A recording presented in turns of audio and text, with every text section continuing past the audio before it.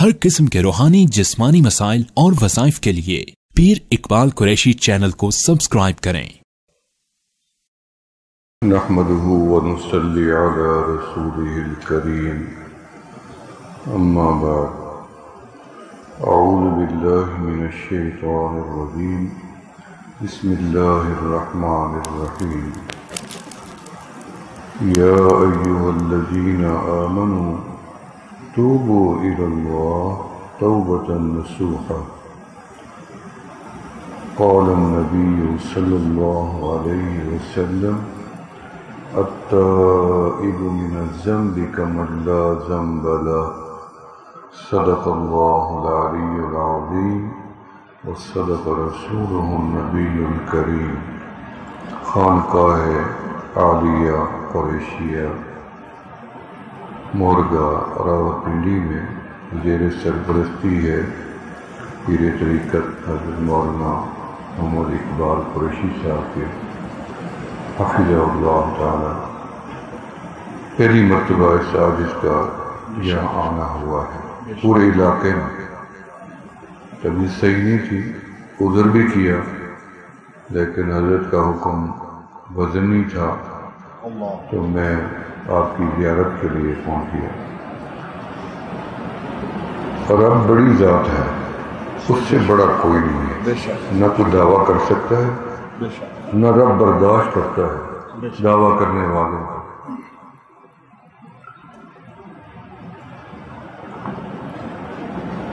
دنیا میں کوئی بندہ کسی سے ناراض ہو جائے تو وہ کہتا ہے کہ یہ ناراض نہ ہوتا، میرا اس سے تعلق ہے۔ پیر مرید کہتا ہے کہ میرا پیر میرے سے ناراض نہ ہوتا،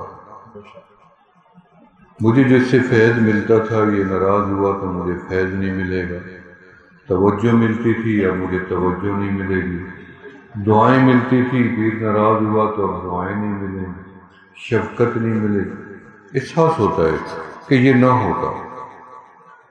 پھر باپ ناراض ہو جائے، اولاد کہتی ہے کہ میرا باپ ناراض نہ ہوتا، ماں ناراض ہو جائے، اولاد کہتی ہے ماں ناراض نہ ہوتی، بھائی، رشتہ دار، بیوی، خاوند، یہ جھگڑے ہوتے ہیں اور اختلافات ہوتے ہیں۔ پھر ہم نے دیکھا کہ کچھ رشتوں میں بڑی مجبوری ہوتی ہے کہ صلح کے بغیر بندے کہتے ہیں ہم نہیں رہ سکتے، نہ جی سکتے ہیں، صلح کے بغیر مجبوری ہے یہ ہم جس میں بغیر صلح کے نہیں رہ سکتے۔ بندے چل پڑتے ہیں، چلو جی مناتے ہیں، کوشش کرتے ہیں، لیکن جب منانے جاتے ہیں تو سامنے والا 100 شرطیں لگا دیتا ہے، صرف معافی پہ راضی نہیں ہوتا، اس ٹام لکھ کے لے آؤ، شرط یہ ہے 4 بندے بھی بیچ میں لاؤ، ان کو تو پتہ چلے کہ تم نے کیا کیا۔ گندا کرتا ہے، رسوا کرتا ہے، پھر بھی معافی دینے کے لیے تیار نہیں، تو کرن کہہ دے گا معاف کیا، دل سے نہیں کرے تو میں قربان جاؤں اپنے مولا پہ، اس سے بڑا کوئی نہیں۔ ہلکی سی دل میں ارادہ کرو کہ میرے اللہ میں اب گناہوں سے تھک گیا ہوں، مجھے تیری معافی چاہیے۔ اللہ فرماتے ہیں خالی نظر جھکانا میرے آگے میری رضا کی علامت بن جاتا ہے، آنسو بہانا میری رضا کی علامت بن جاتا ہے، زبان سے توبہ کا اقرار کرنا میری رضا کی ضمانت بن جاتا ہے۔ کئی راستے کھول دیے، اب یہ بھی ایک راستہ ہے، ہم یہاں آئے اللہ کو منانے کے لیے، اللہ کو منانے کے لیے آپ آئے، ذات کے لیے نہیں۔ ہر بندہ اپنی ذات میں خوش ہے ہر جگہ، یہاں اس لیے 4 نیک لوگ جمع ہوں گے، وہاں جائیں گے کہیں اللہ ہم سے خوش راضی ہو جائے، کوئی عمل سیکھائیں گے، رب کو منانے والا، رب کو پانے والا۔ بندہ مسلمان، حدیث پاک میں آتا ہے جب مسلمان کسی مسلمان کو اللہ کی رضا کے لیے ملتا ہے، ابھی ان کے ہاتھوں سے جدا نہیں ہوتے کہ میرے مالک دونوں کی خطاؤں کو معاف کر دیتا۔ دیکھیں صرف سلام میں معافی، کتنی بڑی نعمت مل گئی آج ہمیں ملاقات کی کہ رب راضی، وہ نکتہ گیر ہے، وہ نکتہ نواز ہے، بڑا جو ہے راضی ہونے پہ آئے تو نقطے پہ۔ علامہ اقبال رحمۃ اللہ علیہ کو کسی نے خواب میں دیکھا، کیا بنی؟ علامہ صاحب نے فرمایا کہ میرے رب نے مجھے ایک شعر کے بدلے میں معاف کر دیا ہے، ایک شعر کے بدلے، نقطہ نواز ہے۔ کون سا شعر تھا جو اللہ کو پسند آیا؟ فرمایا کہ محمد سے وفا تو نے تو ہم تیرے ہیں، یہ جہاں چیز ہے کیا لوح و قلم تیرے ہیں۔ یہ شعر پسند آ گیا۔ امام غزالی رحمۃ اللہ علیہ کا وہ قلم دوات میں ڈال کے سیاہی لگی تو مکھی آ کے چمٹی، تو اللہ نے فرمایا غزالی تو نے میری ادنا مخلوق پہ رحم کیا، آج ہم نے تیرے اوپر رحم کر دیا۔ یہ نقطہ نواز۔ کسی سے مسکرا کے بات کر لیں اس لیے کہ اس کا دل خوش ہوگا، میرا رب راضی ہوگا، رب اس بات پہ بھی راضی ہو جائے۔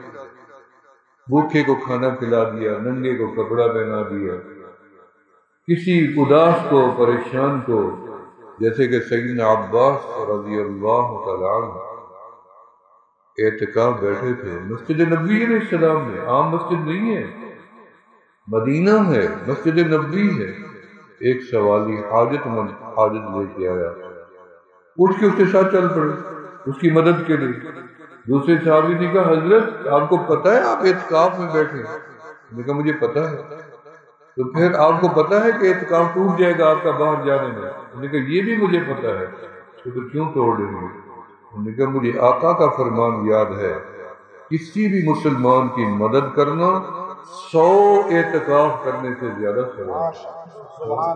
کسی بھی مسلمان، تو ہم رب کو منانے کے لیے آئے ہیں، وہ نقطہ گیر ہے، وہ نقطہ نواز ہے، پکڑنے پہ آئے۔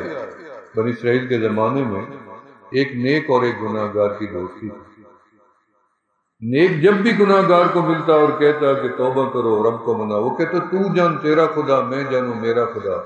یہ تکرار رہا۔ ایک دن نیک نے اس کو کبھی فیل میں دیکھا تو کہا اب تو توبہ کرو۔ اس نے کہا میں نے تجھے 100 دفعہ کہا میں جانوں میرا رب، تو جان تیرا رب۔ اس کی زبان سے بیچارے کی نکل پڑا کہ اللہ کی قسم تو جہنم میں جائے۔ رب نے فرمایا اسرائیل دونوں کی روح کو ابھی لے آؤ، نیک کو پہلے سامنے کرو۔ کب میں نے تجھے کہا کہ یہ جہنم میں جائے گا یا اس کو میں نہیں معاف کروں گا؟ ہو سکتا ہے 2 دن بعد میں اس کو توفیق دیتا۔ کسی نیک انسان کا پرچھاواں بھی کسی گناہ گار پہ پڑ جائے رب اس کو ولی بنا دیتا ہے۔ پرچھاواں پڑ جائے، لعاب مل جائے، لقمہ مل جائے، لباس کا کوئی حصہ مل جائے تو زندگی بدل جاتی ہے۔ اللہ نے فرمایا اس کے گناہ گار کے اس نیک کے گلے میں ڈالو، اسے جہنم میں پھینکو اور اس کی نیکیاں اس کے حوالے کرو، اسے جنت میں۔ قیامت کے دن ایک بندہ اللہ کی بارگاہ میں جائے گا، رب ذوالجلال اس کے سامنے ایک لسٹ لائیں گے گناہوں کی، تو پڑھے گا یہ گناہ تیرا، یہ اللہ میرا، یہ بھی میرا، یہ تیرا، ہاں جی میرا، یہ میرا۔ ساری گناہوں کی لسٹ اس کے سامنے آئی، پھر بھی رب فرمائیں گے جا میرا بندہ ہم نے تجھے معاف کیا۔ حتیٰ کہ ایک بندہ ایسا بھی آئے گا اللہ فرمائیں گے سنا حال زندگی میں کوئی گناہ کیے تھے؟ بندے کی آنکھیں نیچے جھکیں گی، کہیں گا مالک میں نے تو کوئی گناہ چھوڑا ہی نہیں تھا دنیا میں۔ اللہ فرمائیں گے کسی گناہ کا دنیا میں پتہ چلا لوگوں کو؟ تیرے بیٹے کو، تیری بیٹی کو، تیری ماں کو، تیرے مرشد کو، تیرے مرید کو، کسی کو پتہ چلا تیرے گناہ کا؟ نہیں مالک۔ کس نے پردہ ڈالا؟ اللہ آپ نے ڈالا، ستار العیوب مولا۔ اللہ فرمائیں گے جا میرا بندہ، میں وہی رب ہوں جس نے تجھے دنیا کی شرمندگی سے بچایا، آج بھی تجھے یہاں شرمندگی سے بچاتا ہوں، میں نے تجھے معاف کر دیا۔ سبحان اللہ۔ یہ ہے میرے اللہ کا کرم، وہ راضی ہونے پہ آئے نقطے پہ، معاف کرنے پہ آئے نقطے پہ، پکڑنے پہ آئے تو نقطے۔ اس لیے توبہ، باب التوبہ ایک جنت کا دروازہ ہے، یاد رکھو، کھلا ہوا ہے، امیر غریب کے لیے کھلا ہوا ہے۔ ہوتا تو یہ کہ جتنی گناہ کیے اتنی پہلے نیکیاں کر لو، پھر توبہ ہوگی۔ پہلے زمانوں میں توبہ بڑی مشکل تھی، آپ کو پتہ نہیں ہے اس بات کا۔ پہلی قومیں جب گناہ تو شروع سے آ رہی ہیں۔ قابیل نے پہلا گناہ کیا، قتل کیا۔ میں حابیل علیہ السلام کی قبر پہ فاتحہ پڑھا یہاں جولان کی پہاڑی پہ، سب سے پہلا قاتل قابیل ہے۔ گناہ آ رہے ہیں شروع سے، لیکن گناہ کے ختم ہونے کے ازالے کے دو طریقے تھے۔ ایک تو توبہ کرو اور عہد کرو کہ میں آئندہ دوبارہ ایسا نہیں کروں گا، توبۃ نصوحہ والا عہد کرو، اور دوسرا اس کی سزا بھی بھول کرو۔ جو سزا اس کی رب نے طے کی تھی اس زمانے میں، وہ سزا بھگتو گے، پھر توبہ کرو گے تو وہ گناہ تمہارے اعمال نامے سے مٹے گا۔ یہ سختی تھی پہلی امتوں میں، لیکن آمنہ کے لا لائے، رب نے کرم کا دروازہ کھول دیا، ایسا کھول دیا، فرمایا میرا محبوب آپ کی امت توبہ میں دیر کر دے گی، میرا معاف کرنے میں دیر نہیں کرے گی، کوئی سزا نہیں ہے۔ بھول چوک ہم نے ویسے ہی معاف کر دی آپ کی امت کو، پہلی امتوں میں بھول چوک بھی معاف نہیں تھی، ہمیں بھول چوک معاف ہے۔ روزہ تھا، پانی پی لیا، روزہ نہیں ٹوٹا، بھول گئے، پتہ نہیں چلا روزہ بھول گئے، ادھر کعبہ ہم ادھر منہ کر کے نماز پڑھتے رہے، کوئی گناہ نہیں۔ اس امت کو بھول چوک یعنی لاکھوں خطائیں ہماری ایسی ہیں جو بھول چوک والی ہیں، وہ ویسے معاف، جو عامدن گناہ ہے، دانشتہ گناہ ہے، زور لگا کے ہم نے گناہ کیے، جرأت و بہادری سے کیے، دن میں یا رات میں، اس کے لیے باب و توبہ جنت کا دروازہ کھول دیا توبہ کا، کہ میرا بندہ تو توبہ کرے گا میرا تجھے معاف کرے گا۔ لسٹ آئی بندے کی، اللہ نے گناہ جن کے سنائے، بندے نے اقبال کیا، رب فرمائیں گے جاؤ میں نے معاف کیا، لیکن بندے کا کانپنا ختم نہیں ہوگا۔ اللہ پوچھیں گے کانپتا کیوں ہوئے؟ اب تو تجھے معافی بھی مل گئی، جنت کا ٹکٹ بھی مل گیا، اب تو اچھلو کودو خوشیاں مناؤ۔ تو بندہ کہے گا مالک یہ میرے چھوٹے چھوٹے گناہ تھے جو آپ نے مجھے گن گن کے سنائے ہیں، حالانکہ دنیا میں نے بڑے بڑے گناہ کیے، مجھے تو ان کا ڈر لگا ٹھہرا ہے کہ وہ سامنے نہ آ جائے۔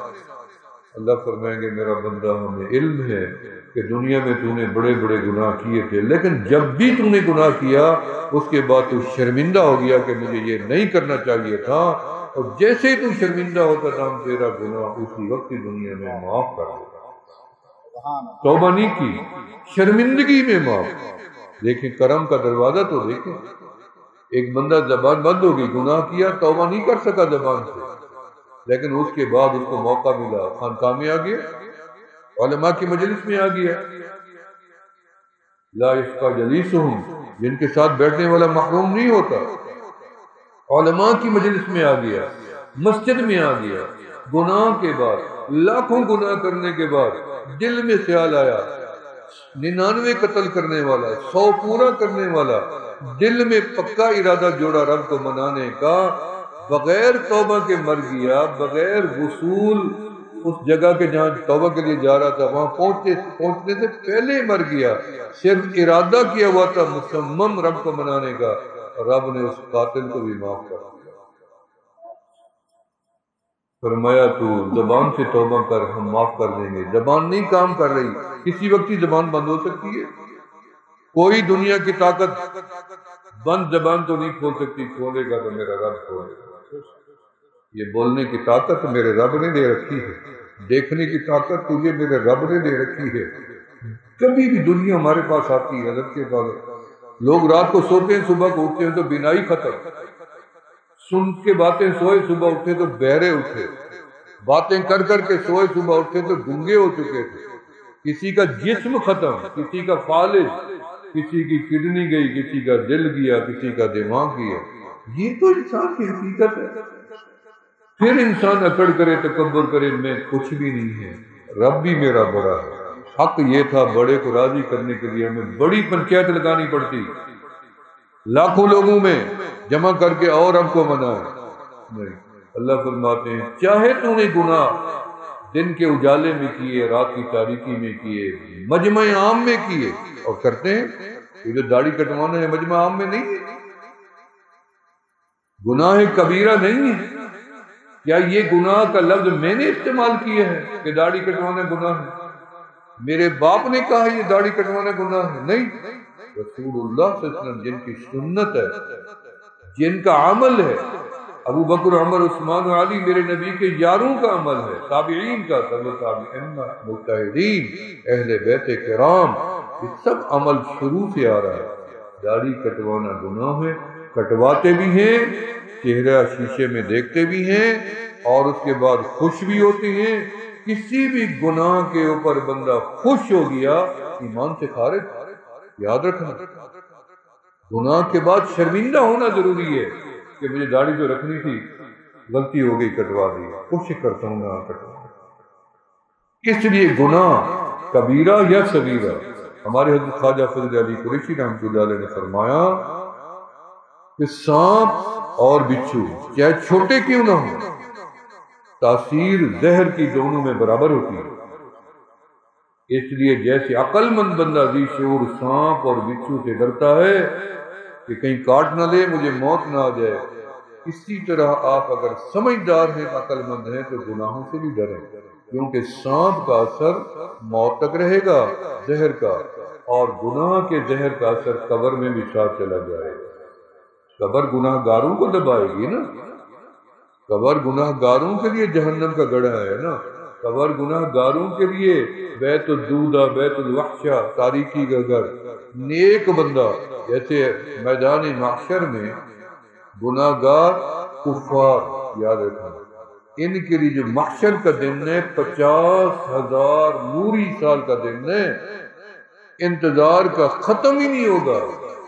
تڑپ تڑپ کے مر کے آمنہ کے لال کے پاس آئیں گے، روئیں گے، کہیں گے ہماری حجت تو نہیں ہے آپ کے اوپر کہ ہم نے آپ کا ایمان قبول نہیں کیا تھا، آپ کے اوپر کلمہ نہیں، لیکن بس آپ انسانی حیثیت سے چل کے آئے ہیں، اپنے رب سے آپ بھلے ہمیں جنت نہ دلوائیں، آپ اتنی التجا کر دیں کہ رب ہمارا حساب شروع کر دے اور ہمیں بھلے جہنم میں ڈال دے، ہم جل کے خاک تو ہو جائیں گے لیکن یہ عذاب ہم سے برداشت نہیں ہوتا۔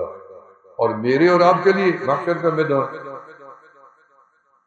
یقین ہے نا، میں اس لیے کہہ رہا ہوں، میں اور آپ، میرے اور آپ کے لیے محشر کا ظہر سے عصر کی نماز کا وقت،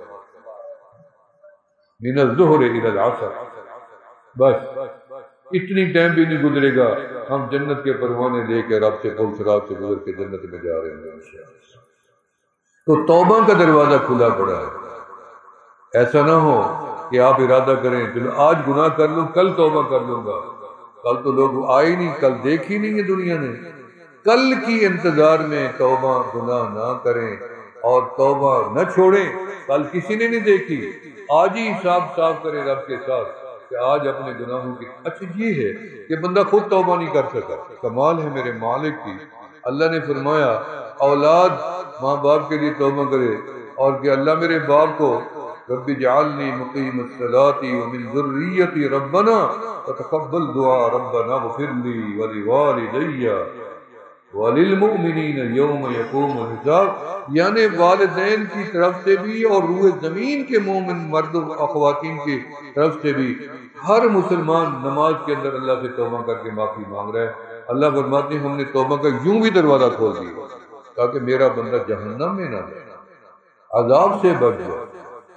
پھر ہم دعا کرتے ہیں اللہم اغفر للمؤمنین والمؤمنات والمسلمین والمسلمات، یہ ہم جنازہ پڑھتے ہیں، آپ کتنی جنازے پڑھے ٹھہرے، ایک جنازہ کعبے میں اٹھے، مدینے میں، پاکستان میں، مشرق و مغرب، شمال و جنوب میں، ایک جنازہ روح زمین کے گناہ گاروں کی بخشش کا ذریعہ ہے، ایک جنازہ، چاہے میں نیند میں پڑا ہوں گناہ کر کر کے انبار سر کے گٹڑی رکھ کے، لیکن صبح اٹھا تو میرے پاس کوئی گناہ بھی نہیں تھا، حالانکہ میں نیکی کوئی نہیں کی، حالانکہ میں نے توبہ بھی نہیں کی، پھر بھی میرے دل میں گناہ کیسے نہیں کہ وہ کعبے میں امام کہہ رہا تھا اللہم اغفر لحینا ومیتنا وشاہدنا وغائبنا وصغیرنا وکبیرنا وذکرنا وانثانا، یعنی وہاں جو دعا مانگی جا رہی تھی میں نیند میں تھا، وہاں والے کی دعا قبول ہوئی، اللہ نے مجھے بھی اور آپ کو بھی، مردوں کو عورتوں کو معاف کر۔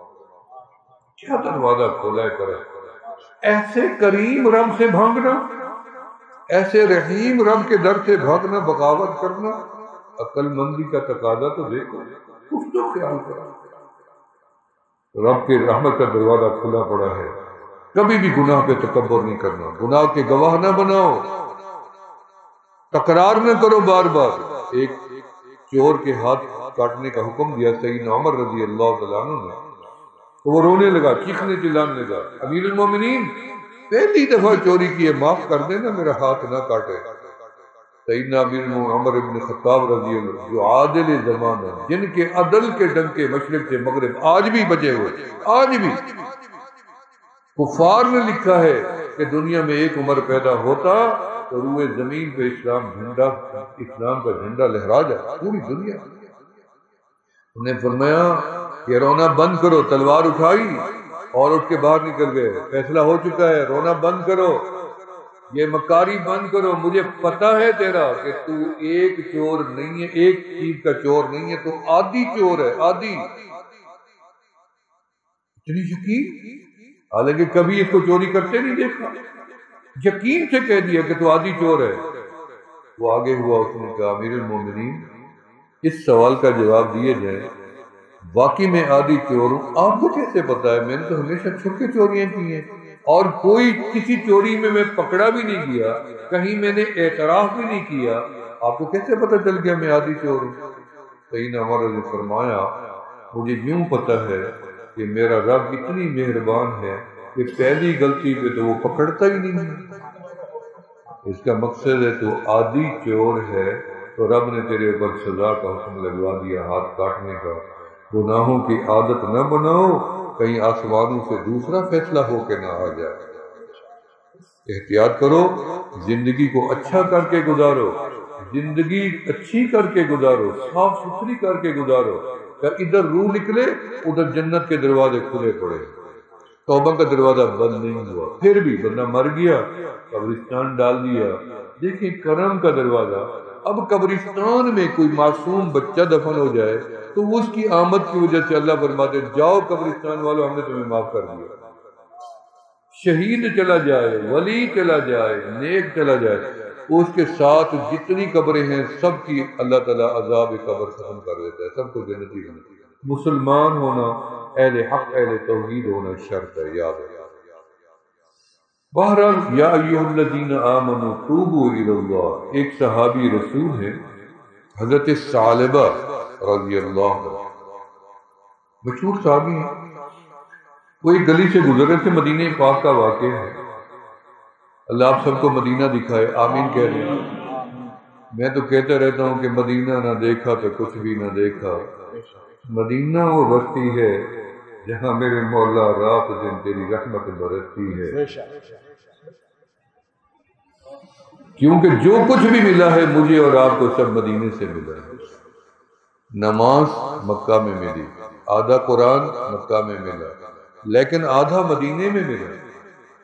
روزے کا حکم مدینے میں ملا، رمضان کے روزے کا حکم مدینے میں ملا، حج کا حکم مدینے میں ملا، زکوٰۃ کا حکم مدینے میں ملا، پردے کا حکم مدینے میں ملا، جہاد کا حکم مدینے میں ملا، شراب کی حرمت کا حکم مدینے میں ملا، تحویل قبلہ مدینے میں ہوا، پہلا جمعہ کا حکم مدینے میں ملا، پہلی اذان بلال نے مسجد نبوی میں دی، مدینے میں دی، پہلی مسجد اسلام کی مدینے میں بنی، عیدین پہلی مدینے میں پڑھائی گئی، پہلی قبر بنی جنت البقیع مدینے میں بنی، اور جبل احد جنت کا پہاڑ یحبنا و نحبہم مدینے میں، وادی عقیق جنت کی مدینے میں۔ پھر میں نے کہہ دیا المدینۃ جزء من الجنہ، میرے مالک نے پورے مدینے کو جنت بنا رکھا۔ سبحان اللہ، ماشاءاللہ۔ شیخ شہاب الدین سہروردی رحمۃ اللہ علیہ بغداد شریف میں ان کا بڑا مزار ہے، مرجع خلائق ہے، میں دیکھ آیا ہوں، کافی دیر میں نے وہاں مراقبہ بھی کیا۔ ان سے ابوالحسن خرقانی رحمۃ اللہ علیہ نے پوچھا کہ مدینے کی شان زیادہ ہے یا مکہ کی شان زیادہ ہے؟ میں نے کہا میرے سے پوچھتے تو میں تو کہتا مکہ کی زیادہ ہے۔ کیوں؟ میں بھی حق بجانے کہ سب سے پہلا دھرتی پہ جو گھر بنا ہے میرے رب کا مکہ میں، مدینے میں نہیں۔ عبادت کا مرکز مکہ میں ہے، مدینے میں بھی نماز پڑھو تو سجدہ رخ مکہ ہے، کعبہ ہے، کعبہ مکہ میں ہے، تمام انبیاء کی حاضری مکہ میں ہے، طواف مکہ میں، مدینے میں نہیں ہے۔ بیت المقدس میں کبھی طواف نہیں ہوا، ہمیشہ کعبے میں طواف ہوا۔ تو میں کہتا حج مکہ میں ہے، عمرہ مکہ میں ہے، صفا مروہ مکہ میں ہے، حجر اسود مکہ میں ہے، زمزم کا کنواں مکہ میں ہے، اور حضرت ابراہیم علیہ السلام کے کیا کہتے ہیں مقام ابراہیم بھی مکہ میں ہے، مینا عرفات و مزدلفہ، میدان عدل مکہ میں ہے، جہاں میرے رب کی کرسی آئے گی۔ آپ سب نے دیکھا ہوگا جہاں جبل رحمت کے اوپر وہ جو مینار بنا ٹھہرا ہے، یہ کوئی اور چیز نہیں ہے، رسول اللہ صلی اللہ علیہ وسلم نے بتایا کہ یہاں پہ اللہ کی کرسی عدالت کی لگے گی، اسی مینار میں۔ میں کہتا لیکن عاشق نے جواب دیا کہ جب تک میرے آقا محبوب مکہ میں تھے مکہ کی شان زیادہ تھی، جب آقا مدینے آ گئے مدینے کی شان زیادہ ہے۔ پھر پوچھا کہ مدینے کی شان زیادہ یا جنت کی شان زیادہ؟ تو فرمایا کہ جب تک آقا مدینے میں ہیں مدینے کی شان زیادہ ہے، جب آقا مدینے جنت میں چلے جائیں گے پھر جنت کی شان بھی رب بڑھا دے گا۔ شان والا مدینے میں ہے۔ اللہ آپ سب کو مدینہ دکھائے، آمین کہہ دیں۔ بلکہ مدینے کی موت کی تمنا کرے، حالانکہ موت کی تمنا گناہ ہے۔ دو طرح کی تمنا کی شریعت میں حکم ہے، اجازت ہے، ایک شہادت کی تمنا اور ایک مدینے کی موت بقیع کا دفن۔ یاد سمجھ آ رہی ہے بات آپ؟ اس کی تمنا نبی علیہ السلام نے رضیت ان اقتل فی سبیل اللہ، اللہ مجھے تم چاہتے کہ میں تیرے راہ میں کٹ جاؤں، ثم احیا ثم اقتل، پھر زندگی، پھر قتل، پھر زندگی۔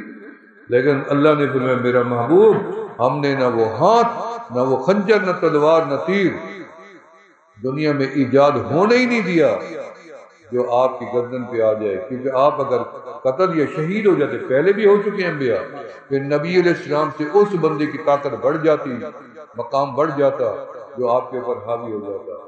اس لیے